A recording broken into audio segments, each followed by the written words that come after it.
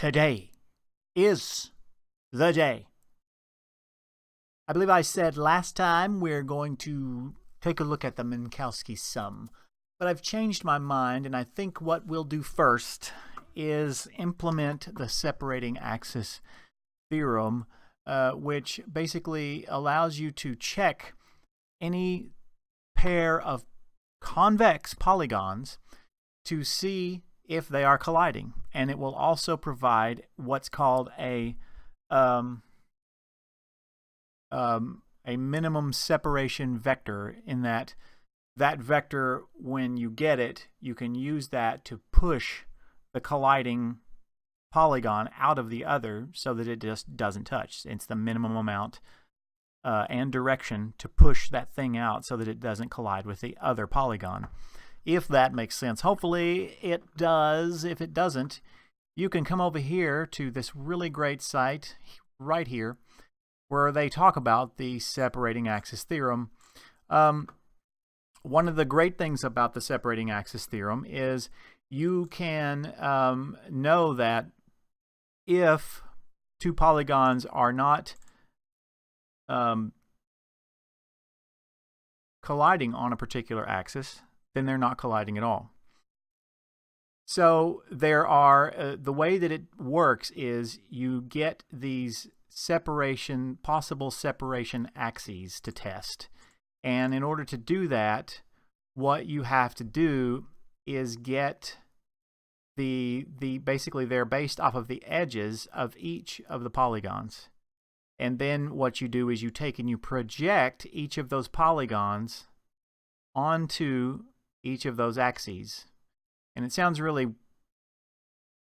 weird, crazy, whatever, but it's really pretty simple.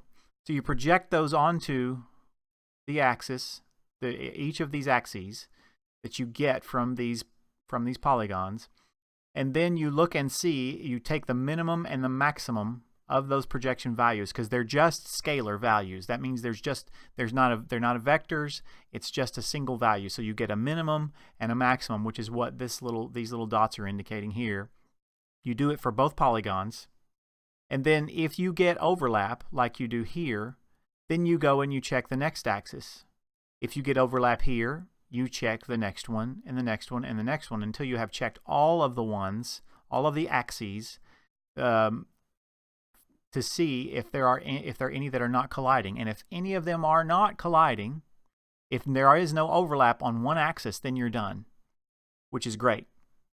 But if there is overlap on all the axes, then you have a collision like we do right here with these two convex shapes intersecting. And a convex shape is simply one, like a regular triangle is a convex shape.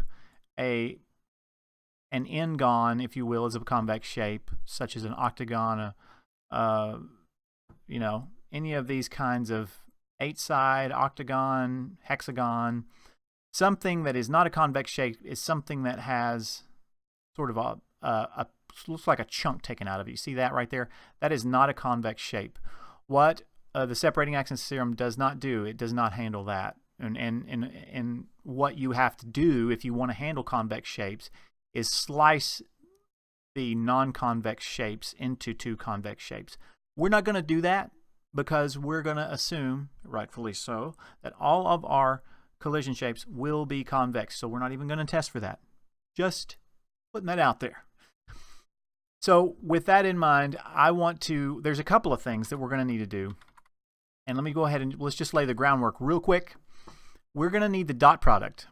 And the vector dot product simply gives you a number that shows how much of a vector is sort of the same or similar as the vector that you are, quote, projecting it onto. Hopefully that is, it kind of sounds strange, doesn't it? So you got it right here. So if we do A dot B, what we're actually kind of doing is projecting A onto B and seeing how much of that A is actually gets onto B. And that's going to be kind of the heart of our separating axis theorem, the way that it works, since we're going to be projecting all of these polygonal points onto these arbitrary axes. So that's what's going on right here. So that's kind of that's sort of the definition that we're going to be using, is we want to project that polygonal point, it's a vertex, onto one of these axes that we're going to be testing. And then those will, the minimum and the maximum amount will tell us if these things overlap. So the projection tells you sort of how similar these two vectors are. You could get that, right, if your angle was 0, cosine would be 1, and basically it would be the same vector, and it would have the same length as the one you're projecting on. Okay, so let's go ahead and implement the dot product in our vector2 class. And that's not going to be hard. And since it is just it's going to be a scalar, so let's do a colon so that we can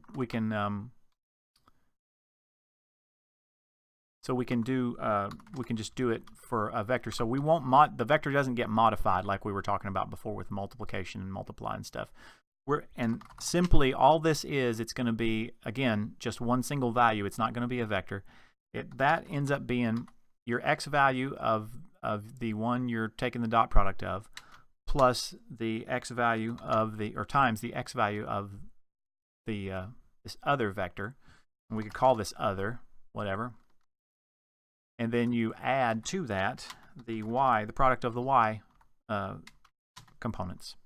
And that's your dot product. Pretty simple, huh? And you saw that there are other equivalent definitions, such as this one right here. So, so right here, basically a dot b equals the magnitude of a times the magnitude of b times cosine of theta, or the angle between these. But right now, we don't care about that. We're using that geometric, the geometric way of taking the dot product in a two-dimensional vector, and that's going to get us what we want.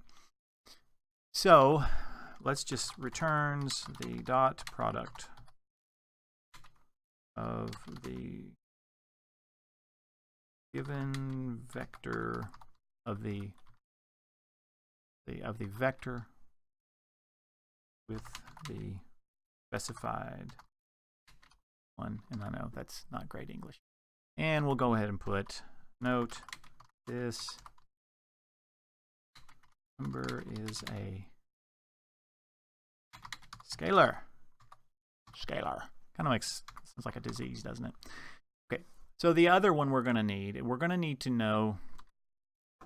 to be able to find out basically the edge normals. And so an edge normal, it's easy, it's simple. All it is just a vector that's perpendicular to each of these edges. So you see this edge right here of this polygon. The edge normal is just going to be a point, or a vector. It's going to be a vector that is perpendicular, right? So that means that the angle here or here is going to be 90 degrees. It's perpendicular. So let's create a function to do that. Function. We'll call it normal. And I know it's a little confusing, normal and normalize, and I think we're going to change that anyway. So all that is going to be, it's really cool because all you have to do is you can return a new vector. So if we wanted to get this perpendicular vector to this one, all we do is we swap the x and the y, and we negate the x, or this y value, which was the x. That's all you have to do, and then you get a vector that's the normal of this one. So let's go ahead and specify that. Returns a vector that is the normal of this one, and we'll say perpendicular. Now this, again, normal and normalize, this really creates modifies the vector in place to have a magnitude of 1. This is commonly referred to as a unit vector. So let's change this wherever we see it. Just a few places. Let's change it, and let's change it to unit. the map, do all those modifications. Boom. Utils, missile. Let's see if it still runs. So that's all we've done. We've just made it a little, what I feel to be more clear. So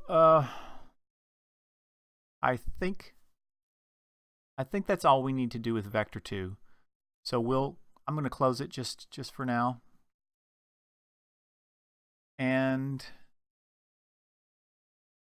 let's create another module, and let's call it sat.lua, which is separating axis theorem.lua. Okay. And all it's going to do is we're going to need looking for vector 2 here. We're really just going to need know about vector 2, and then we'll have a local, I think we'll call it just an S.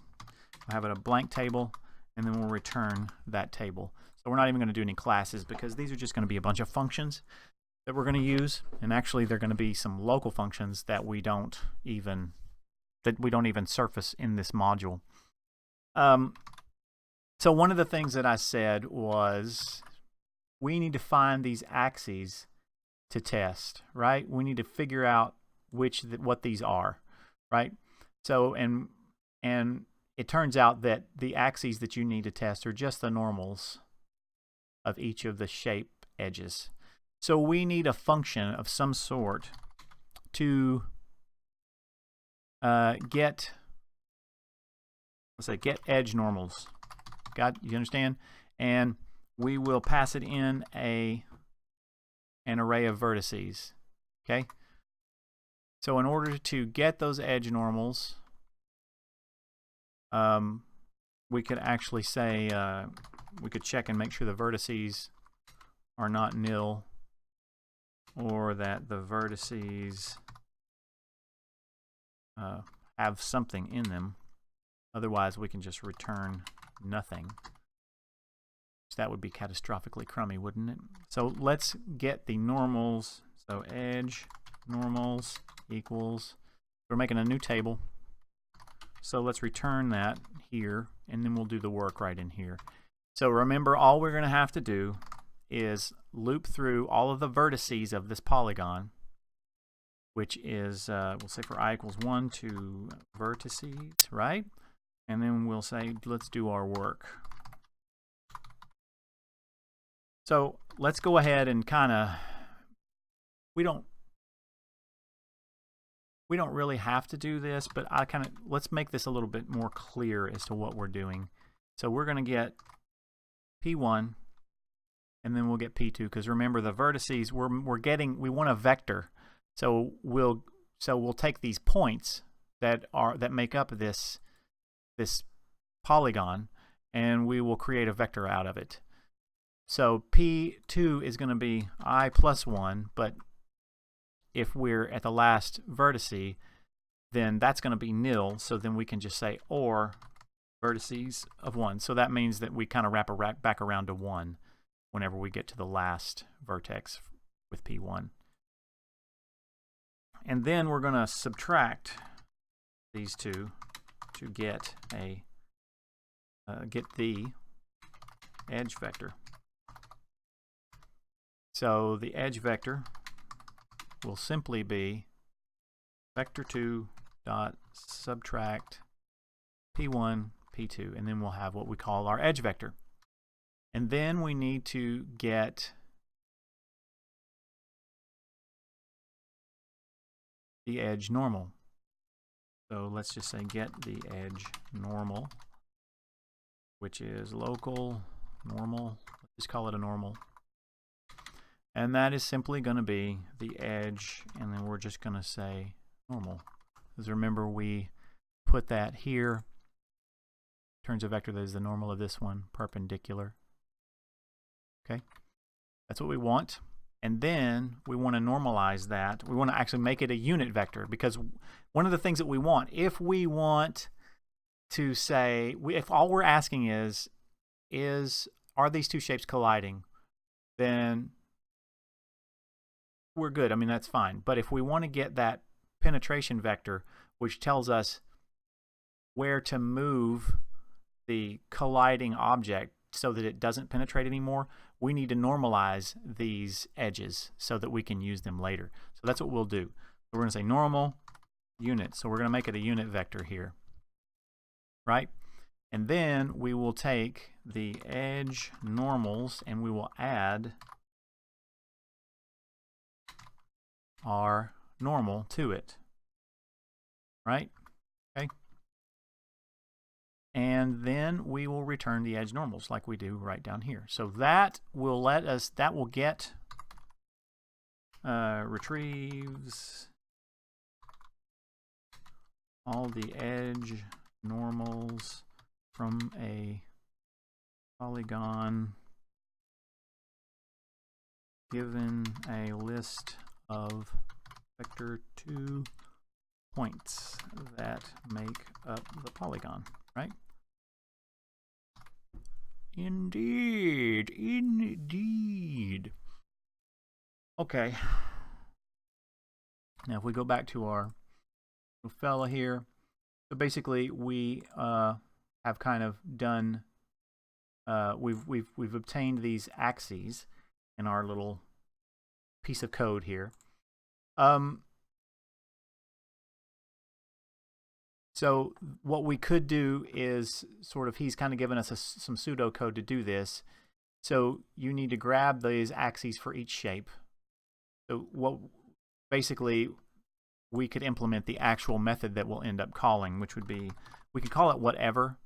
We could call it SAT, S-A-T, and then we could say polygon 1, let's say poly 1, poly 2. And I may kick myself because it's more stuff to write, but hey, whatever. So we can say axis, we can get the axes to test, or the edge normals, which it ends up being the edge normals, right? As we already said.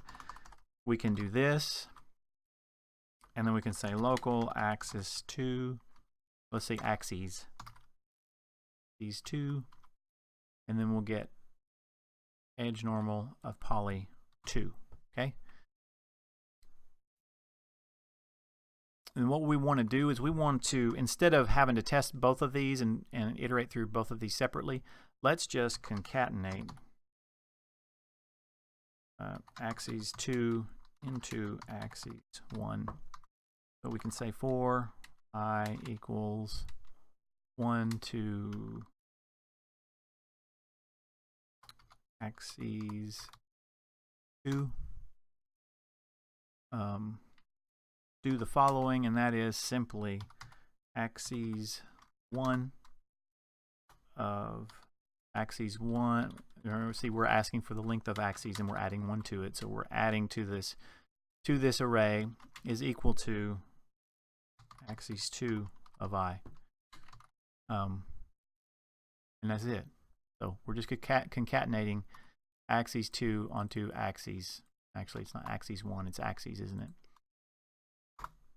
So that, and then now we will loop over all the possible separating axes, and if you want to know more, or you're like, what the heck, you can look at this article. It does a really great job explaining all this. I've actually implemented this a long time ago too, and then this was a great refresher. So great article. So we want to loop over all the separating axes, and if we find even one that does not overlap, then we are done. Remember, they all have to overlap if to indicate that these convex polygons are colliding. Wonderful, yes? Okay, so then that would look like, we'll just set up our for loop here. For I equals 1 to axes 2. Okay. And so let's see, let's say performs the separating axis theorem calculations on the given polygons returns true, and the minimum separation vector if colliding false, nil otherwise. So we're going to return two things. We're going to return is it colliding, and heck, you know what we could do? We could just said returns the, let's just return one thing. Why do we need to return true? Returns the minimum separation vector if colliding, nil otherwise. How about that? Okay. So let's grab this axis. It just makes sense that we can just axis equals axes of I. It just avoids having to type that. Now what we need to do is project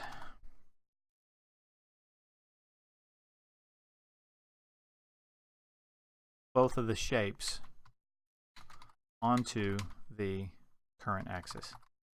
Okay, and remember that is done with the dot product, and that basically gives you these minimum and maximum points. So it's basically saying projection, and it looks at. So that's what we want to do, because that will tell us. Then we'll check each of these for overlaps. So we need a function that will let us project a shape onto some axes, and I need to call that local function.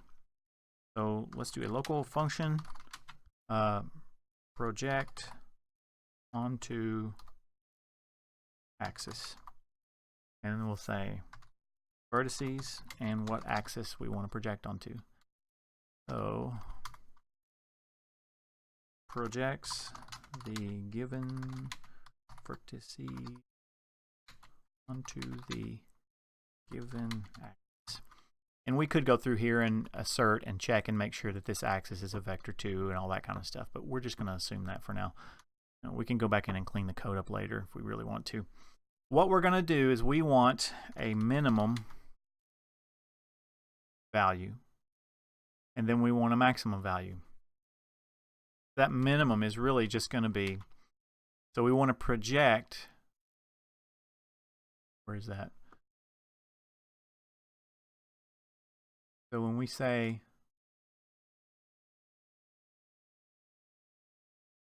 A dot B,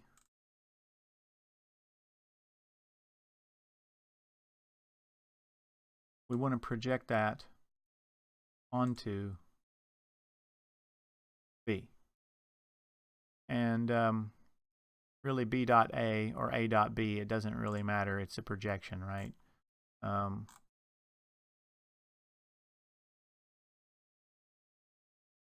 Yeah. Anyway, so that's what we want to do. So that's what we're going to do here. We're going to go ahead and start the ball rolling right here. So we'll just assume for now that that minimum is axis, and remember we have the dot product of that first vertex, and we're also going to assume that we have vertices here. And then we'll say local, we'll say max equals min for now, and then we can go into our loop. And actually this should be 2 since we've already started. Then we say local, the projection equals axis, the same thing we did up there, dot. Instead of vertices of 1, we'll say vertices of I. And then we can check it. So if that projection is greater, or actually let's start with the min first. If it's less than the min, then min equals the projection. Okay, and then we'll say else if projection is greater than the max, then max equals, I've got to put then max equals projection. And we can say end. Let's actually put that end down here. Makes me feel better. And then all we simply need to do is just return min and max, and we're done. I mean, projects, so we've got the projections, the minimum and the maximum projection of that polygon onto, so how much, you know, how much of an area on that axis does, or how much of a line segment of that polygon projects onto the given axis. So then what we can do is right here we can say we're going to get two values back, right? We're going to get a max and a min. We can say P1 min, P1 max equals project onto axis poly 1 and axis, right?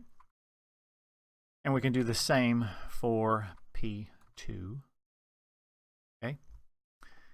Now, after we do this projection, we need to check and see if they overlap. So now, check for overlap, right? So then, if no overlap, return nil, then we're done. And we're done. Okay. So how do we check for overlap? So then what we do is we could say if, let's check for no overlap, okay? So that would be, I believe, if P1 min is greater than P2 max, or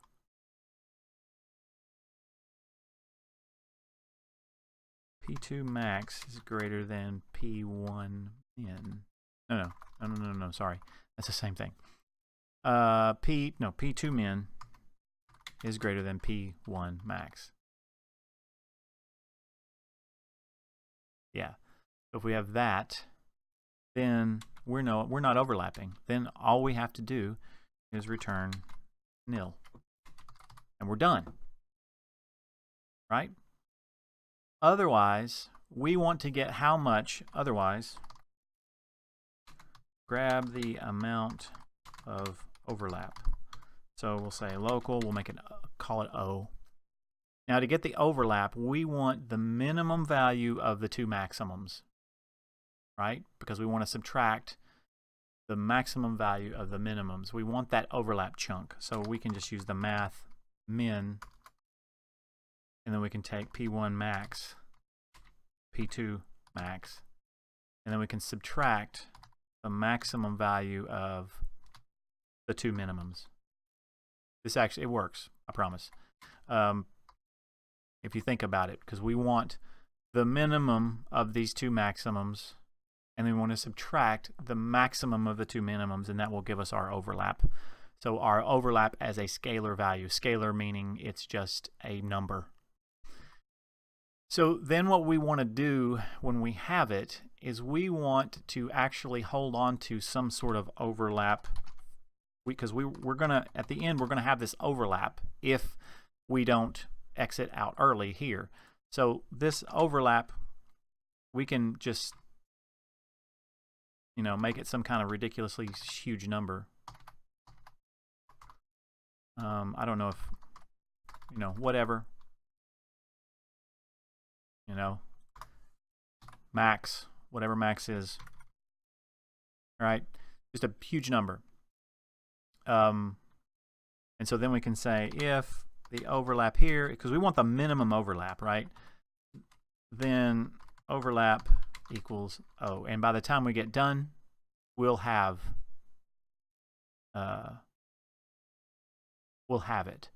The other thing we have to do is we need that penetration axis, because we're going to need to, since we have a unit vector, we can use that to push our shape or our stuff back out so that we don't penetrate. So we need to say min penetration axis, and we'll set that to nil here. So we have really two things that we're going to do. We'll set overlap equal to the O, and then we'll also, let's just do it this way. And then we'll set the min penetration axis equal to the current axis.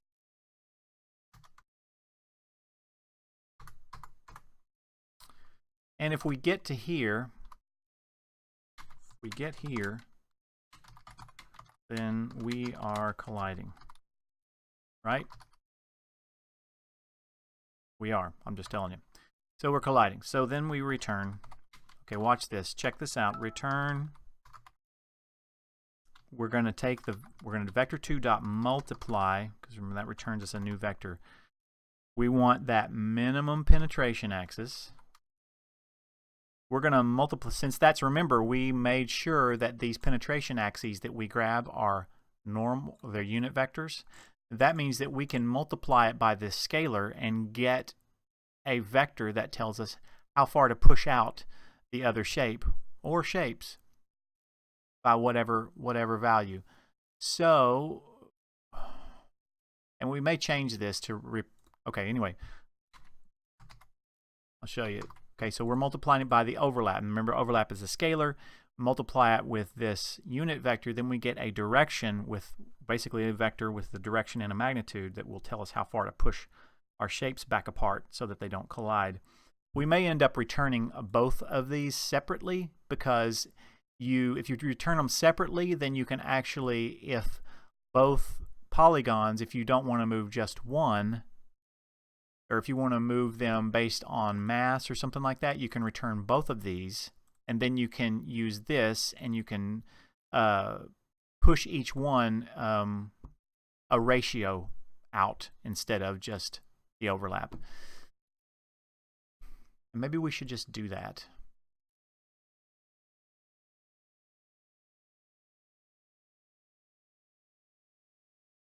Yeah, why don't we do that? Returns the minimum penetration axis, and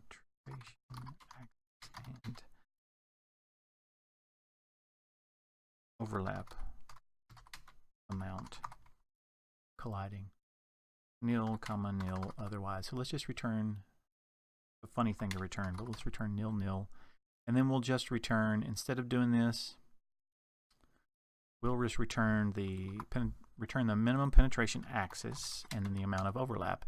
That way we can decide what we want to do with it. You know, this all should still run because we're not including it. So then let's go into test, and let's do some testing. Just testing. We're 32 minutes. Let's see. Hopefully this will work. Local SAT equals require lib.sat. Okay. And then we got a couple of things that we need to fix here. So we'll go do that. 36. Did I do that wrong? I thought I didn't do that wrong. Mid projection onto axis. Then,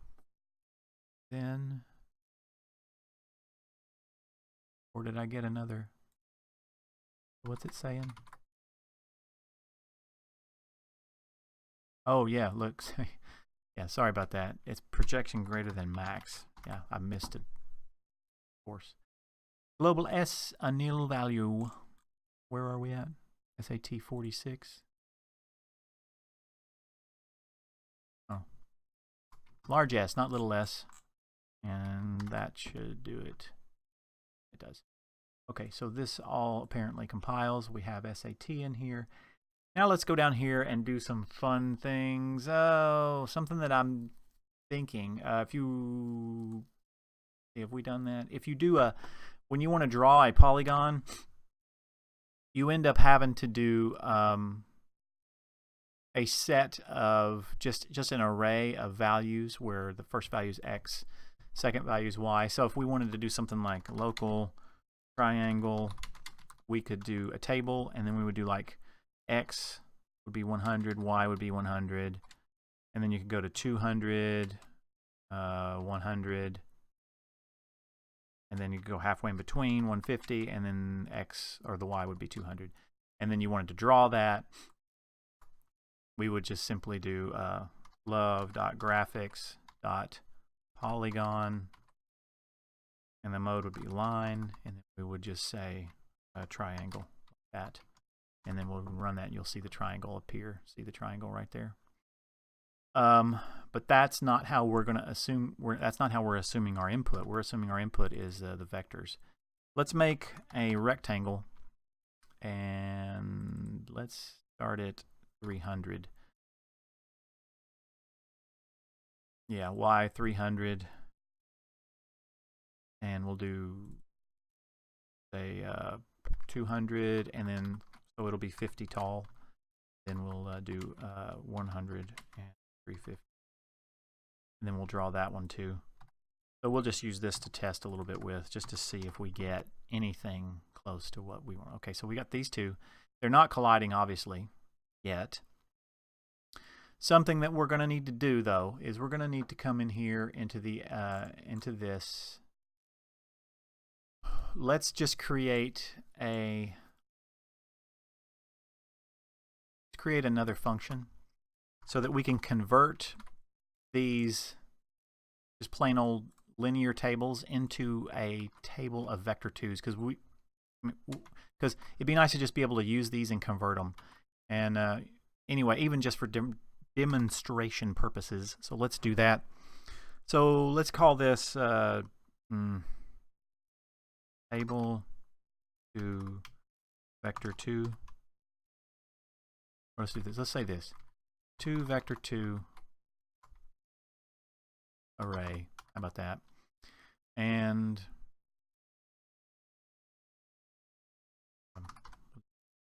do this. So then we would just go through. First of all, we would do this. Call it. We need a new table, and then we'll return that. And then we would say for I equals 1 to the length of the table, and we want a step 2, since we expect really the table. If we want to go in here, really we should say something like assert table modulo 2 equals 0. So basically it should have an even number of elements. Table must have an even number of elements. It's just a little test. The modulo operator is supported. We'll see. So then all we would do is we would say vertices, and then we would say the length. We're just basically adding one on. That is equal to, and we did include, we included vector 2, so we can just say vector 2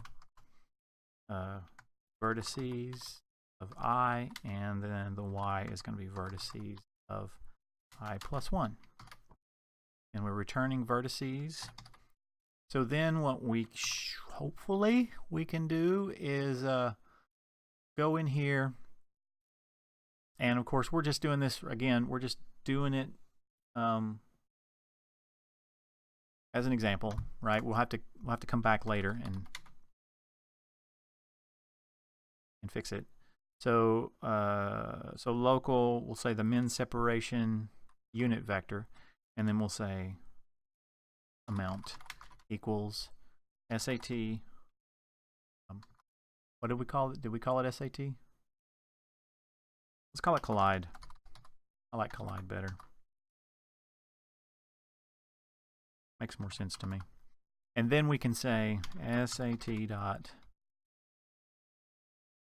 to vector 2 array, and then we'll just pass in triangle. I know this does this in a very inefficient way, but again, this is just for example, and we're just testing. And then we can say if ms minimum separation unit vector is not equal to nil, then we have something. Then we can print MSV min step unit vector. We'll print it MSUV x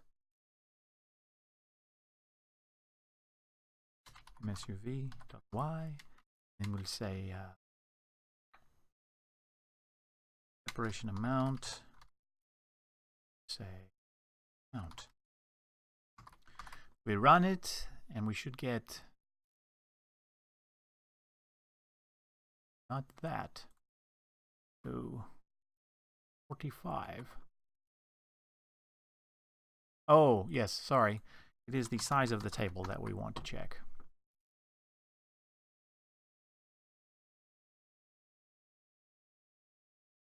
It's a nil value, huh?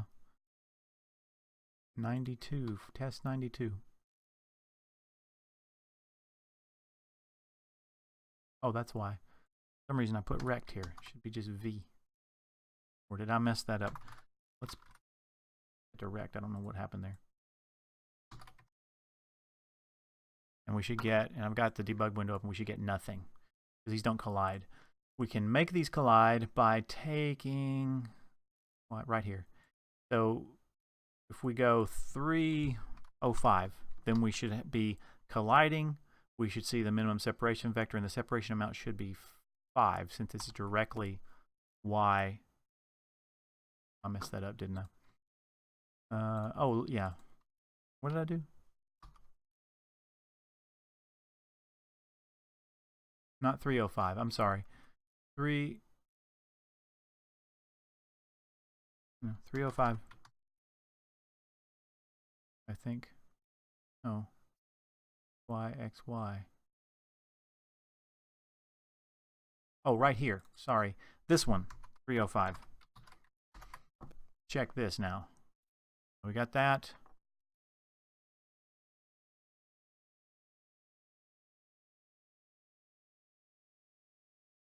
We're still not getting anything here.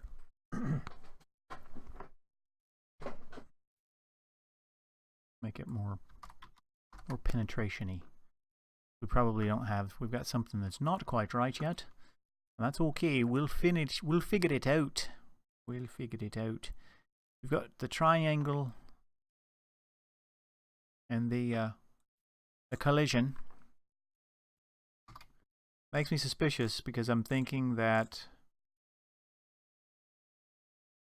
maybe right here is where we're having an issue. Yeah. Yeah. It's table. My fault. Goodness gracious. Sorry about that. And that's got to fix it. Yeah, that fixes it. Now we get correct, which is, it's correct now. Now let's do the test and add 305 here, so we should penetrate 5, and we should get a vector, which we do. Which says your minimum separation vector is 0, 1, and your separation amount is 5.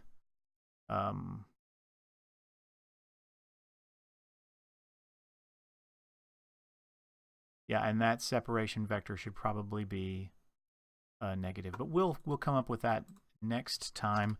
We'll leave it sitting right here because remember we're going to apply this to our oriented bounding boxes, or because we have them now on our sprites, and we'll apply this to those, and we'll be able to make the collisions correct. I'm excited to do that next time, and until then, we'll see you